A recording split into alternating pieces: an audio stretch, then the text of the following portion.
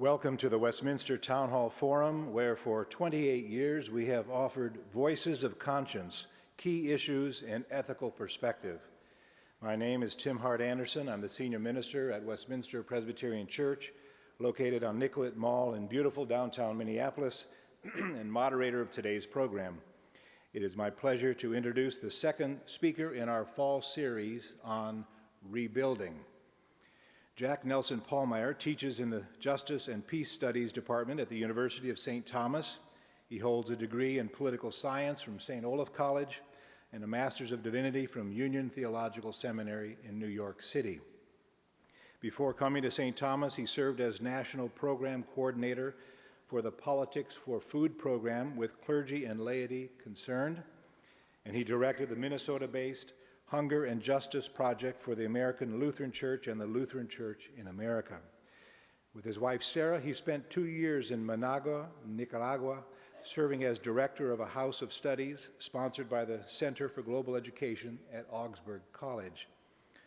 Over the years, Jack has become increasingly active in Minnesota politics, and this past year ran as a candidate for the U.S. Senate. His candidacy was distinguished by its strong rejection of negative politics, by a hope-filled vision that drew a large, highly committed, and active base. He is the author of 12 books and is currently working on another, the focus of which is the basis for his talk today at the Westminster Town Hall Forum, Building a Social Movement that Will Rescue the Nation and Save the Earth. Ladies and gentlemen, please join me in welcoming to the Westminster Town Hall Forum, Jack Nelson Pallmeyer.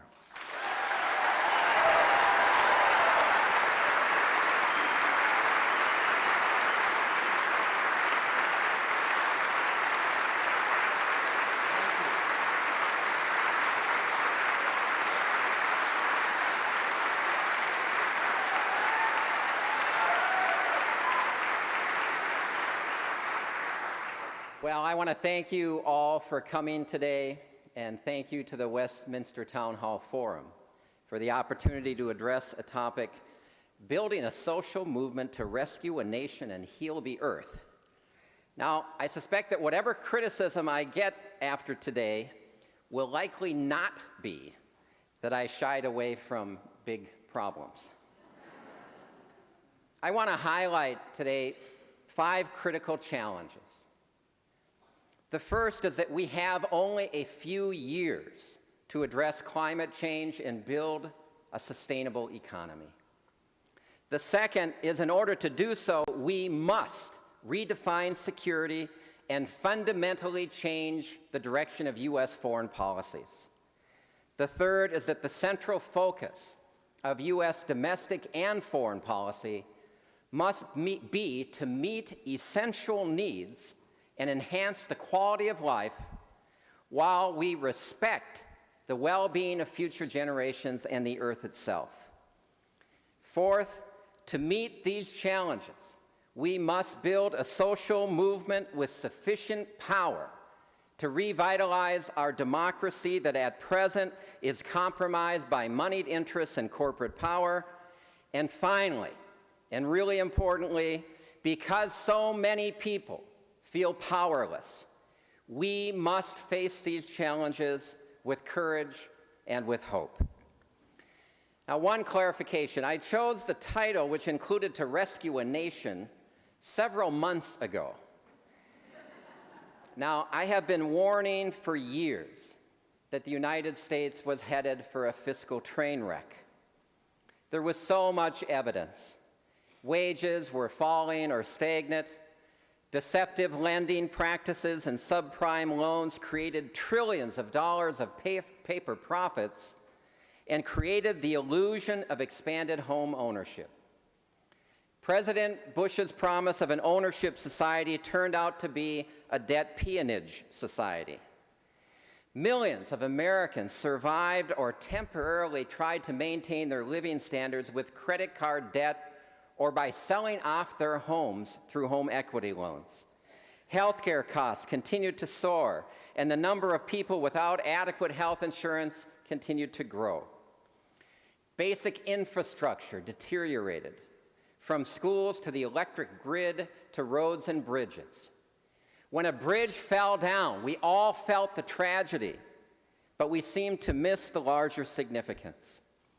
And war profiteering was spiraling out of control. We had for too long ignored the wise counsel of General Eisenhower, who reminded us that every gun that we make and warship we launch is ultimately a theft from the poor, and his warnings about the rise of the military-industrial complex. Our trade and budget deficits, already outrageous, increased dramatically. Before the recent meltdown, the Bush administration added $4 trillion to our national debt, and the United States was running annual trade deficits of $850 billion. Trillions of dollars were recycled from China and the oil-rich states onto Wall Street, where casino-like investment houses made massive profits at the expense of the U.S. people and the U.S. economy. And wealth and income disparities grew. In 1980, the pay gap separating CEOs from the average worker was 42-1. In 2007, it was 344-1. In fact, the top 50 private equity and hedge fund managers earned on average 19,000 times as much as the average worker. So in short, although I believed an economic train wreck was coming, I didn't know the derailment was going to happen before I spoke. So I speak to you today about rescuing a nation. My thoughts include the economic crisis, but they also go beyond that crisis. Well, I come before you today with a commitment to honesty, a profound sense of urgency, and a fragile but enduring sense of hope. We are living in what I call the most important decade. We didn't choose this, but our past choices have brought us to this critical juncture. And as Yogi Berra said, when you come to the fork in the road, take it. In a nutshell, our dilemma, our great challenge, our responsibility is this: the decisions we make in the next few years will determine the quality of life for all future generations. This is the unheeded warning of the climate scientist. Jim Hansen, the lead environmental scientist at NASA, warns we have at most 10 years. If human beings follow a business as usual course, he says, life will survive, but it will do so on a transformed planet. For all foreseeable human generations, it will be a far more desolate world. Lester Brown, winner of the United Nations Environmental Award, writes similarly. He says it is hard to find words to convey the gravity of our situation and the momentous nature of the decision we are about to make. How can we convey the urgency of this moment in history? Will tomorrow be too late? Will someone one day erect a tombstone for our civilization? If so, what will it say? It cannot say we did not understand. We do understand. It cannot say we did not have the resources. We do have the resources. It can only say that we were too slow to respond to the forces undermining our civilization. Time ran out. There is a huge and growing body of evidence that says we must act decisively now to avoid multiple climate-related disasters. The threats include melting glaciers, rising sea levels, and coastal flooding that could trigger hundreds of millions of climate refugees. Hunger, famine, and prolonged droughts, expanding deserts, disappearing coral reefs, heat waves, destructive wildfires, shortages of clean water, hurricanes, spreading diseases, resource wars, and the extinction of species. We are told that critical thresholds have already been crossed, and yet we need to remember that it is not yet too late. Hansen says a positive outcome is still feasible, but barely. The chair of the Intergovernmental Panel on Climate Change says if there's no action by 2012, it's too late. What we do in the next 2 to 3 years will determine our future. This is the defining moment. The enormity of this crisis raises an important question for each of us. How do we live responsibly with what we know? This question can only be answered with integrity if we have a deep desire to learn and a willingness to change our lives in light of what we learn. This may be what Jesus had in mind when he said, "Blessed are those who hunger and thirst for righteousness, for they will be satisfied." Some news is hard to receive as blessing. I ride an emotional roller coaster as I try to come to terms with the implications of climate change. I'm sad that our children's future is threatened. I'm motivated because of the love that I have for children, including my daughters, Hannah and Audrey and Naomi. I resent the scientists who warn us of the dangers. But I'm grateful that the scientists alert us and call us to action. I'm mad at myself and at others that we've waited so long. I'm inspired by the growing citizen activism. I begrudge living in the most important decade. Why me? Why now? I'm glad to be alive at this critical moment because I and we have a chance to make a difference. I feel trapped in a web of destructive systems that limit my choices. And I'm hopeful because I know that better public policies will make it easier for me and for others to act responsibly. I'm frustrated because my country has obstructed efforts to address climate change and by the timid voices of most of our politicians. And I'm encouraged by the growing chorus of voices demanding real change. I feel overwhelmed. I feel determined because I know that hope is often found amidst profound challenges which tempt us to despair. Will Steger notes that in the United States, some people still don't think global warming is happening. He says even a greater danger, they don't think there's anything we can do about it. The public's confusion isn't accidental. ExxonMobil spent millions of dollars and gave that money to dozens of groups to discredit the science of global warming. The Bush administration distorted the science and silenced the credible scientists. The good news is that we can address climate change and build a sustainable economy in time to heal the earth. It won't be easy, but it's possible.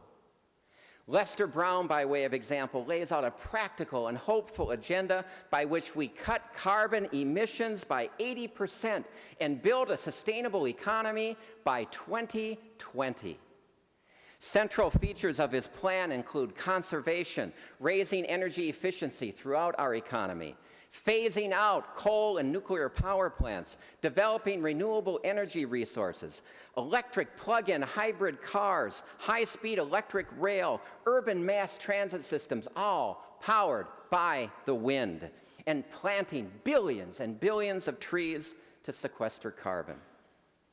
Brown also recognizes, as we must, that global warming is part of a broader crisis in which ecological needs clash with present economic practices and injustices and population growth trends. This means that the United States and other developed countries must rapidly deploy renewable energy technologies and make them available to developing countries. But we must also assist efforts to end poverty, to empower women, and to restore broader ecological systems. Our world is threatened by climate change caused by burning fossil fuels.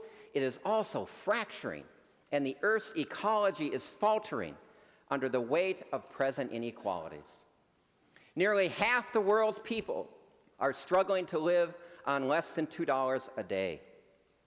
The 3 richest people in the world have assets greater than the combined gross domestic products of the 48 poorest countries. Global population, currently at 6.8 billion, will soar to over 9 billion by 2050 unless we have a concerted effort to end poverty, restore the environment, and slow birth rates. Now, Brown lays out an eradicating poverty initiative. It would promote universal primary education for all children and healthcare, adult literacy, school lunch programs and assistance to preschool children and pregnant women, reproductive health and family planning.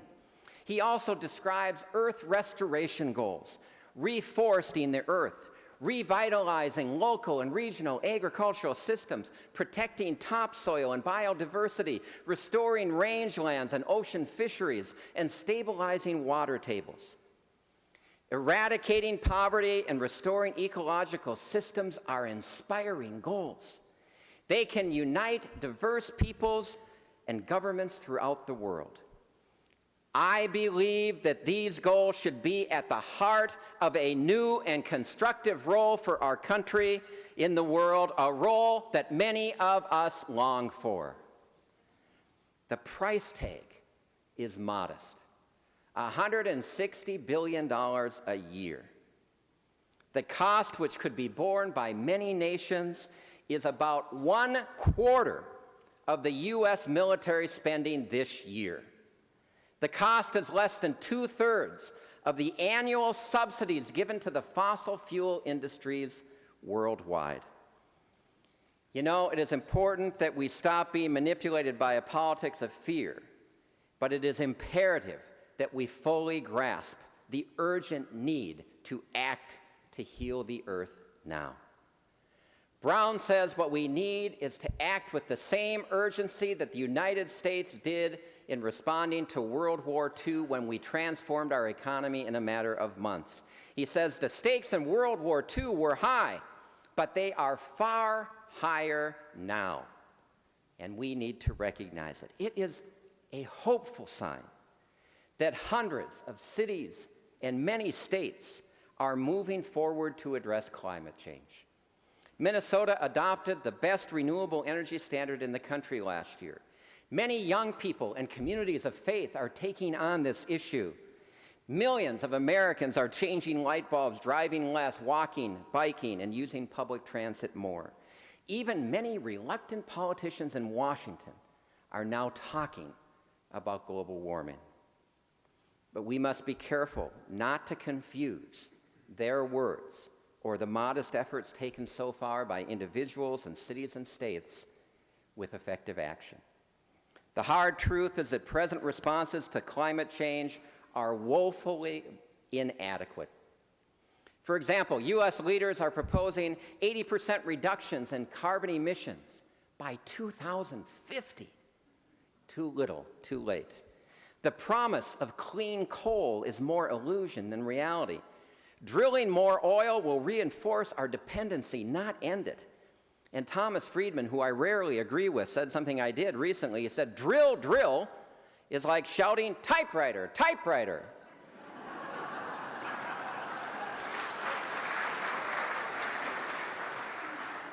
Nuclear power is an expensive, dangerous technology driven by corporate profiteers dressed green.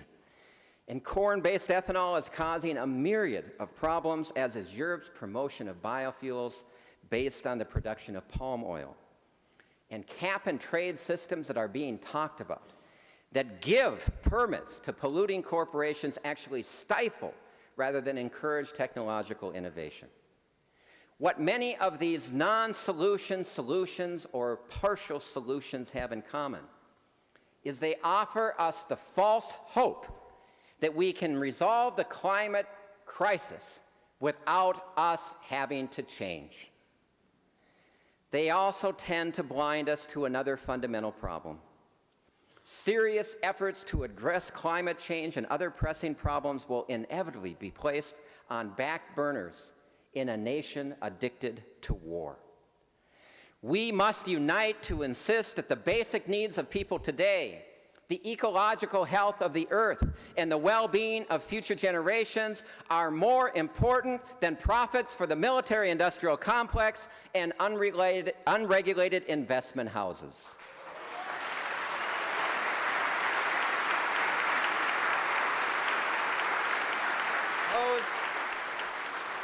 Those who say we can't afford to address climate change or end poverty or restore the Earth's ecological systems or decent education or health care, they have to explain, why was it so easy to launch and sustain a catastrophic and illegal war in Iraq that will end up costing at least $2 trillion?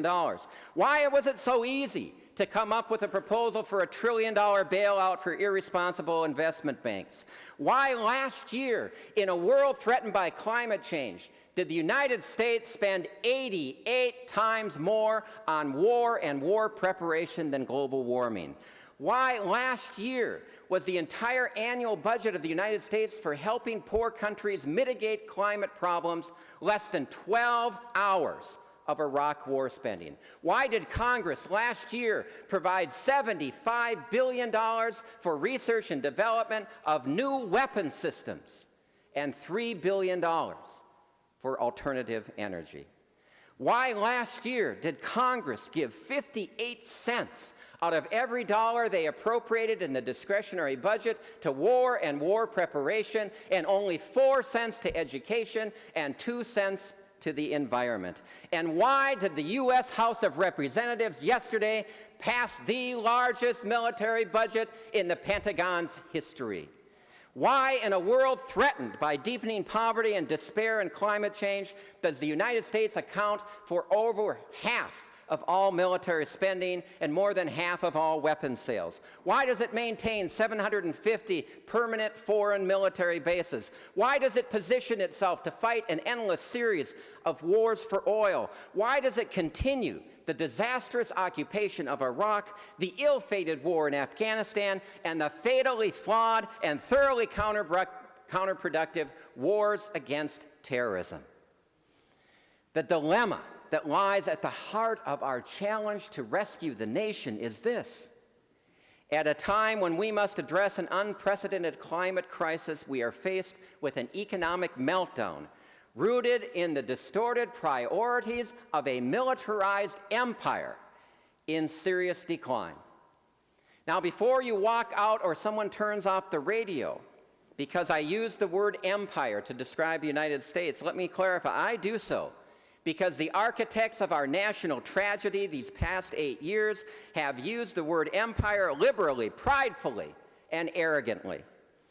Ron Suskind, former Wall Street Journal reporter, describes a scene in 2002 in which a White House official, widely believed to be Karl Rove, bristled at the suggestion that the administration's soon-to-be launched war with Iraq would be a disaster. According to Suskind, the official told him that guys like me were in what we call the reality-based community, which he defined as people who believe that solutions emerge from your judicious study of discernible reality. That's not the way the world really works anymore, he continued. We're an empire now, and when we act, we create our own reality. In 2003, just months after the U.S. invasion of Iraq, Dick and Lynn Cheney's Christmas card included the following quote, based on distorting a story from Jesus, in which Jesus describes a loving God who cares a lot about sparrows and even more about human beings. This is the Christmas card. And if a sparrow cannot fall to the ground without God's notice, is it probable that an empire can rise without his aid? In my most recent book, Saving Christianity from Empire, I make what I think is a compelling case that the people who led and lied us into war with Iraq had plans to do so before 9/11/2001, that they actively cultivated a politics of fear to lead us into that war, and that the invasion of Iraq was linked to a much bigger agenda by which they sought to use U.S. military power to dominate the world. I reached those conclusions by reading their own documents and what they said prior to the war. Two I will call your attention to. 1992, Paul Wolfowitz and Dick Cheney wrote what was called the Defense Policy Review. What should U.S. foreign policy be now that the Soviet Union didn't exist, they asked. They said, well, now there's no one to stop us. U.S. foreign policy should set out so that we never allow another country or group of countries to challenge our power, and to achieve that goal, we will have to unleash U.S. military unilaterally on the world. The second document is from September 2000, from the Project for the New American Century. Many of the same people, including Cheney and Wolfowitz, laid out what they called America's grand strategy. Their goal: how to turn present U.S. military superiority into permanent global domination. And they laid out 9 keys to their plan: dramatically increase military spending, regime change in Iraq, control the world's oil supplies, increase the number of U.S. foreign military bases, including putting them in the Middle East, even though they said it would result in anti-American hatred and increased terror attacks.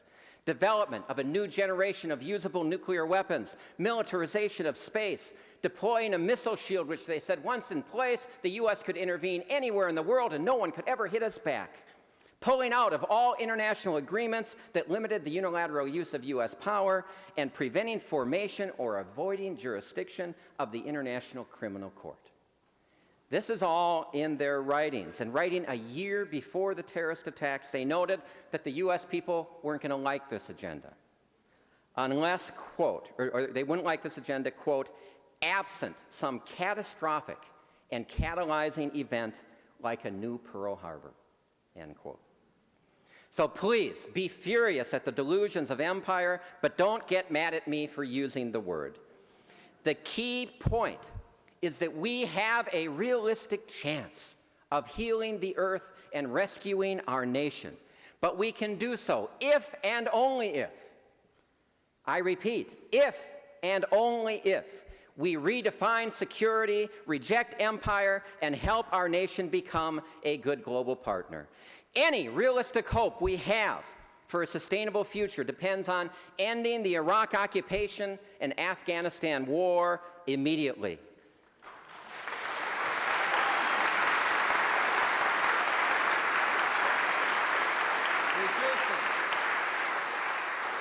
Reducing U.S. military spending by 50% over the next few years. Making deeper cuts as part of a broader international effort to redirect global military spending to address global warming. Converting war industries to production of windmills and solar panels and electric rail systems and other useful products we need. Focusing our public investments on meeting the education, healthcare, housing, and environmental needs of our country. Now, given all the problems and contradictions I've highlighted, I may not need to convince many of you that we need different priorities. I may need to convince you that there are good reasons to get out of bed, good reasons to be hopeful. So I return to the wisdom of Yogi Berra. When you come to a fork in the road, take it. Wouldn't it be nice if the next time you were lost and you came to a fork in the road, there was one obvious choice? I believe that is exactly the situation we are in. Many of us feel lost, disoriented, and sometimes nearly hopeless. That makes sense. After all, we know our nation is like a car traveling 150 miles an hour over a cliff. Call it Cliff Road. We also know that most politicians don't want to hurt their chances for elections, so they don't talk about Cliff Road.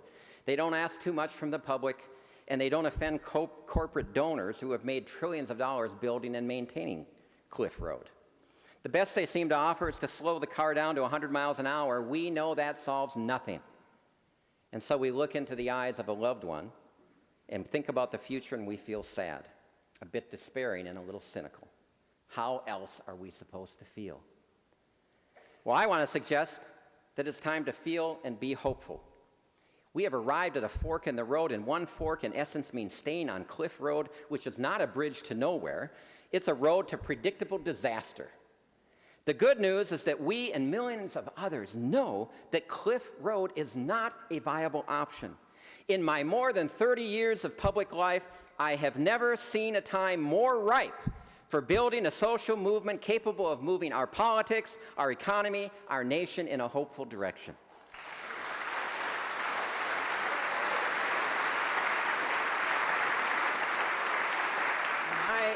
In my campaign for the United States Senate, I encountered thousands of people hungry for a politics of hope, rooted in an honest assessment of our problems, belief in the possibility of real change and meaningful alternatives, and a call to mutual responsibility and action. More good news. The roadmaps that for decades have guided us along Cliff Road have all been thoroughly discredited. They include militarization. There are no military solutions to most of the problems that we face.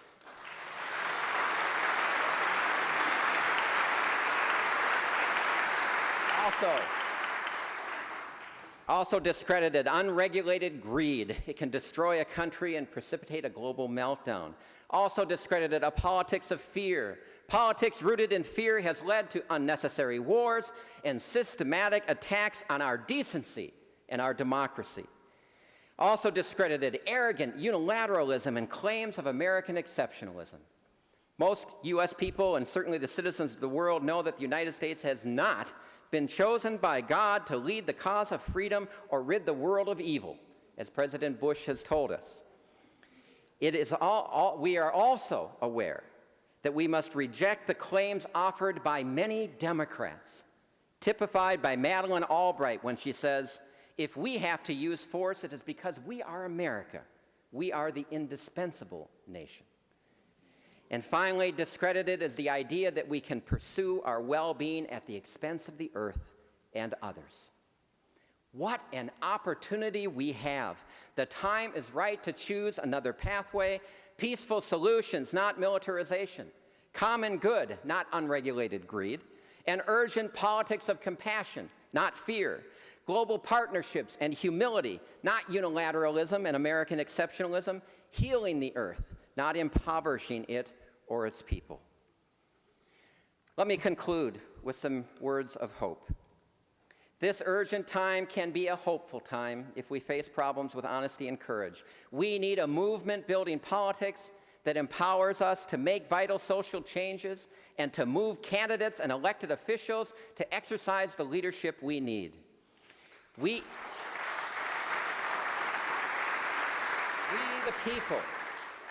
the people need to raise our voices and model alternatives at home, at work, in our neighborhoods, in our faith communities, and within the body politic. I hope that the ideas I have shared today or something similar will be widely discussed in communities all over this state. Authentic hope requires honesty. The decisions we make in the next few years will determine the quality of life for generations to come. We cannot afford to live in denial. Our country is unraveling. Climate change does threaten. We are rapidly heading over a cliff, and our democracy is in trouble. But we cannot despair in the face of climate change or declining empire. We cannot be prisoners to small ideas. We cannot live on false hope. We cannot wait for miracles. If it is true that hope depends on honesty, it is also true that honesty depends on hope. We will face problems and work to solve them when we are hopeful and have a vision for a better future. We will make sacrifices when we believe that our actions make a difference. Strengthened by each other, I believe we can sustain one another in hope. To live responsibly in the most important decade, we must choose hope. I'm not suggesting that we look at the world through rose-colored glasses. I'm not talking about clinging to dishonest or irrational hope. I'm not promising rosy outcomes. I'm not saying that technology will save us, and I'm not telling you, don't worry because God has a plan. We need to be courageous if we are going to build a sustainable society, challenge the military-industrial complex, and revitalize our democracy.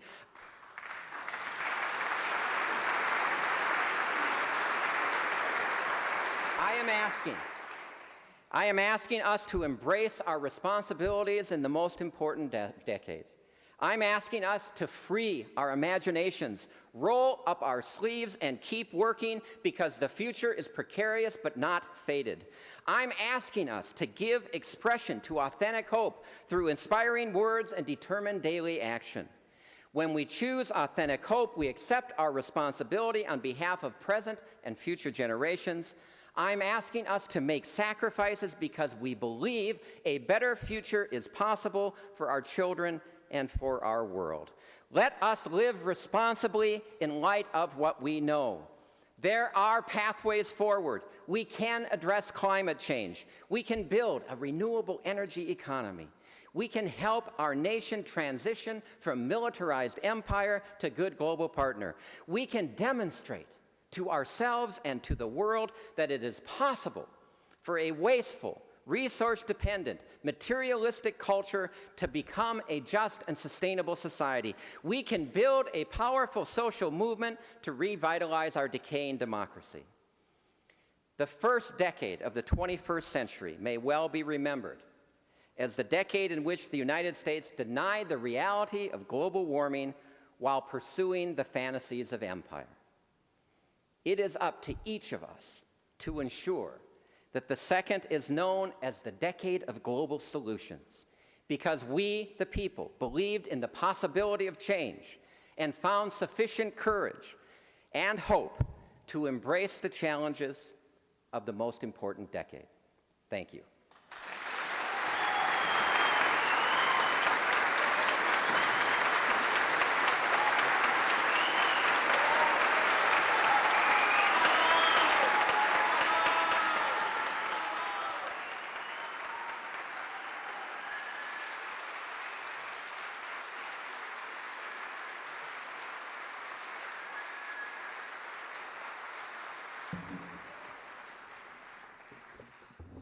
Thank you, Jack Nelson Pallmeyer. You are listening to the Westminster Town Hall Forum, originating from Westminster Presbyterian Church on Nicollet Mall in downtown Minneapolis. I'm Tim Hart Anderson, the senior minister here at Westminster and moderator of the forum. Our speaker today is author, teacher, and political activist Jack Nelson Pallmeyer. While the ushers collect questions from the in-house audience at Westminster, I'd like to thank the hundreds of individual donors who have made today's forum possible. We invite you to join us in this sanctuary for our next forum on Thursday, October 16th, when journalist Robin Wright will speak on the New Middle East, building a culture of change. And now, Jack Nelson Pallmeyer, if you would return to the pulpit, I will present the questions from our audience. First question has to do with your role as a teacher. How do you find the responsiveness among students in colleges these days to the ideas that you're putting forth? Well, one of the reasons that I feel hopeful is that my experience is that in almost all settings, when we talk to young people in a serious way about the world that we live in, the problems we face, that they are eager and ready to be involved. I think we have a tremendous problem in this country where we are not challenging students with this kind of information. I remember when Sarah and I lived in Central America, one of my favorite people was a Jesuit priest who had put together Nicaragua's literacy campaign. I remember him saying one time that he's really worried about young people in Nicaragua because they were being asked to do too much. Then he said, but I look at your country and I think it's way worse. You don't ask young people to do anything. You don't ask them to live beyond themselves. Well, I think young people are ready to help lead, and we need them desperately. But in order for young people to do that, we need to be willing to face these problems honestly and call ourselves and them to action. How can we get some of our seemingly unpopular messages through the media blockade, this questioner asks, including NPR, out into the minds of the general public? Any comments about the role of the media? Well, let me say first of all that public radio was the one source of media that I felt actually covered my ideas when I was running for the U.S. Senate, and I really appreciated that. I think in general, as many people probably in this room and listening know, we do have a problem, that the media has become much more focused on entertainment. It's become much more, I think, reflective of the power of the corporations that own the media. I don't think that these ideas, I'm alarmed that we spend, 10 minutes every night telling us that in different ways that it's going to rain or it's going to be sunny. How much time we have available in those forums that aren't used to stimulate public debate about these issues. That's why I mentioned in my talk, I hope that we can find ways and maybe we can get the media involved if we all were to organize conversations around the state around these pressing issues. Maybe that would be newsworthy. But even if the news doesn't cover it, we need to be doing it because these issues are so vital. Several questions from listeners about the current economic crisis. What do you believe needs to be done immediately regarding the crisis in the short term, maybe in the longer term? How does that impact the options for U.S. response to global warming? Well, again, the economic crisis, it seems to me, was very foreseeable, very predictable. And really at its heart, there are two things that I think we can address. One is the fundamental inequalities that we have in our economy that we have grown to tolerate. Really, since the Reagan administration in 1980, we have seen a fundamental shift in the role of government, and the role of government has been to pass laws that enrich the wealthy 1 to 5%. Almost every single tax law written in this country over the last 30 years has been designed to increase wealth inequality in this country. So we need an approach beyond this crisis that sets out to do the opposite, to redistribute wealth in the economy. Second, if there's going to be public funds to help us overcome this mess that has been caused by unregulated greed, that's another thing that was dismantled, was the system of regulation that separated banks and insurance companies and investment banks. Those regulations need to be a condition of any support that we give. If public money is going to go, then we take away CEO salaries and bonuses. Heads roll, and we replace incompetent people within those corporations and banks. If we're going to provide public money, then we get ownership. We, the people of the United States, get ownership of those companies to the degree that we're investing. And then one other simple thing that we could do, I think it was until 1968, there was a tax that was imposed on any Wall Street transaction. And what that did was it kept Wall Street from being a casino capitalist arena. And it made people think a little bit before they flew all these paper profits around. That would also be another core thing that I would include in any plan that we have to help these companies. You're calling for creative and new solutions to climate and economic problems. Can those only be addressed by a third or a new political party? What do you think of the possibility of the rise of another political party? Well, we really have a fundamental problem in terms of third parties in this country, and it's really constitutional.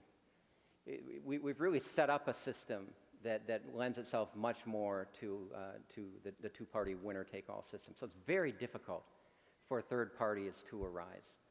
And some people ask me, why did you run as a Democrat? And one of my answers was, well, I looked at the capacity of the Greens, and I didn't think they had a capacity to address these issues or run effective statewide campaigns. I looked at the Republicans, and that didn't look good. And I looked at the Democrats, and I've been connected to the Wellstonian wing of the Democratic Party, the Democratic wing of the Democratic Party. So I made a decision to continue working there because the time frame I felt was so short, and I really believe that the transformation has. I put my energy there. Now, I think, quite frankly, that if the issues that I've raised are taken seriously, it poses profound challenges for any of the political parties. And I think it is, that's why I'm talking about a citizen movement. And the strength of the citizen movement is going to have to cross those party lines in a common effort to literally heal the earth and rescue the nation. What thoughts do you have regarding the initiative sponsored by Congressman Dennis Kucinich to establish a Department of Peace at the cabinet level? Well, there's one common refrain that we hear of why we don't need one. The critics say we don't need one because we already have it. It's called the State Department. And I think there has been, that doesn't work, first of all. I don't think that's a good answer. And the State Department, quite frankly, has been decimated over the last 8 years by this White House. And a lot of powers have shifted elsewhere. So that I don't agree with that. So I actually am a strong proponent of the cabinet position, Department of Peace. Now, here's the dilemma, and it's a really important one. The dilemma is it's a cabinet level position. That means who sets who does the appointments. Well, I can't imagine that the Department of Peace would have kept us out of Iraq under a Bush presidency. But what I say to people who say that's a reason not to have one, I say, well, I look at the Department of Peace in a similar way that I look at Supreme Court justices. It's one of the things that should be guiding us as we enter the ballot box. So if we have a cabinet-level Department of Peace that focuses on issue of violence and conflict resolution and domestic violence and conflict resolution and international affairs, I think we need that. I think we need to recognize that its power will be limited by the will of the president and the politics of a president. But that should be one of the deciding factors that we use when we vote. What countries in the world serve as good examples of best practices to achieve environmental improvements?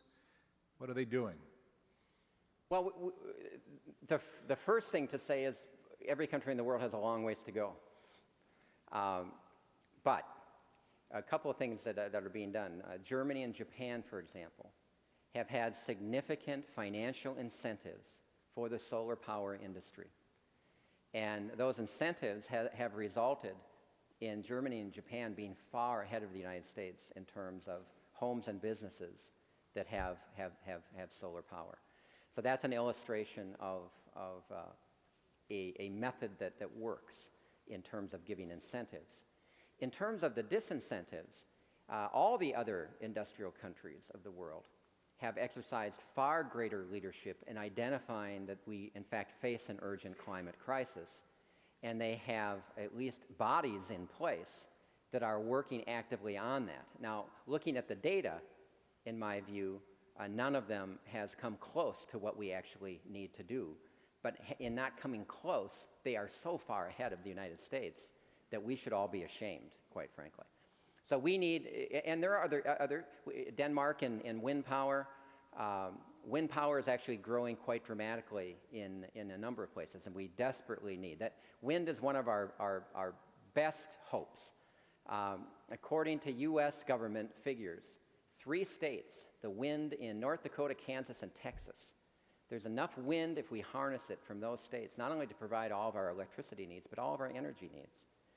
So there's tremendous potential here, but I think the power of inertia, the power of the oil industry, which has never been better represented in Washington than they have the last 8 years, and the power of again, the absence of a citizen movement that is really pushing bolder alternatives. We desperately need that.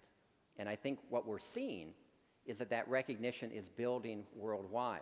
But what we're also seeing is that when there is an economic crisis like the one that we have that is spilling over elsewhere, people tend to be willing to put the climate change issue more on the back burner. So what we need to do is make a strong case, which is, I think, ironclad, that the way we get out of this mess is that we, in fact, shift the resources that I talked about and start building the solar panels and the windmills and the electric rail trains and all the products that we need to make this transition to a sustainable society. That is the future of the economy.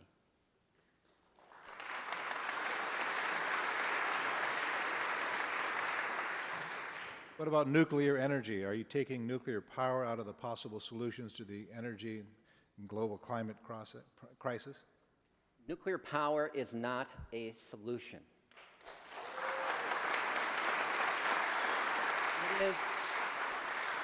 It is a great temptation. It's sitting there and people are looking for, we're looking for ways that we can solve this problem without changing. And nuclear power will create far more problems. So here's some of the problems. It's unbelievably expensive. In fact, not one nuclear power plant would be built in this country if we as taxpayers didn't foot the bill for insurance, for decommissioning, for all kinds of the process. So it's not economically viable. It's only economically viable because of the power of lobbyists. Second, if I am right, and I believe I am, or the climate scientists are right, more importantly, we have less than a decade. If we pour hundreds of billions of dollars into nuclear, we won't get a nuclear power plant online for a decade. That money should be going to an emergency program for conservation, for wind, for the other things that I've talked about. We also have the problem of nuclear waste. No one knows what to do with it. There still is no solution. That's a proliferation issue. It's also just a safety issue. Imagine transporting nuclear materials throughout our entire country to one site. How idiotic, how unsafe. So nuclear power is not part of the solution. In my view, it is one of the major threats, along with the idea of clean coal, that we face, that we're not going to actually shift the resources in a massive way that we need into these alternatives, we're going to let those industries step in, influence politicians, and move us down a pathway that will not lead to a sustainable future. So we, the people, need to counter that.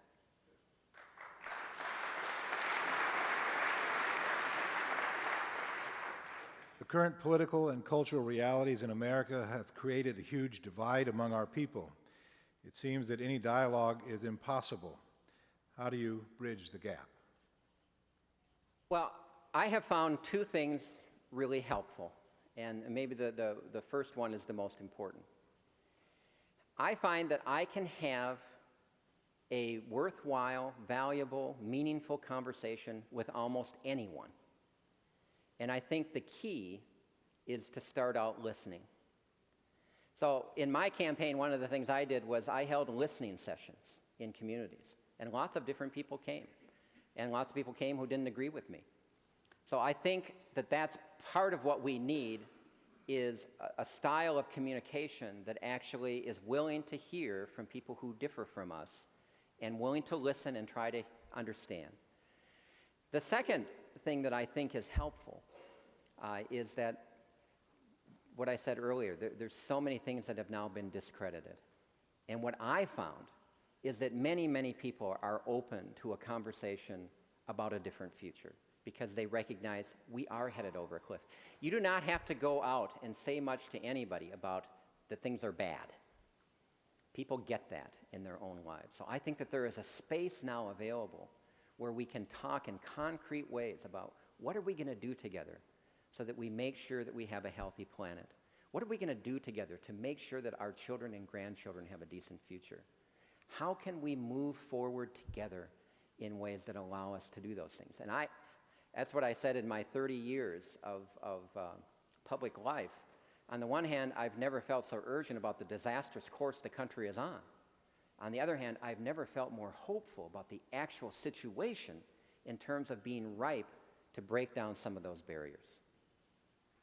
There are a number of other questions here, Jack, that I will present to you in person on these cards. We don't have time for them on the air. Thank you very much, Jack Nelson Pallmeyer. Thank you.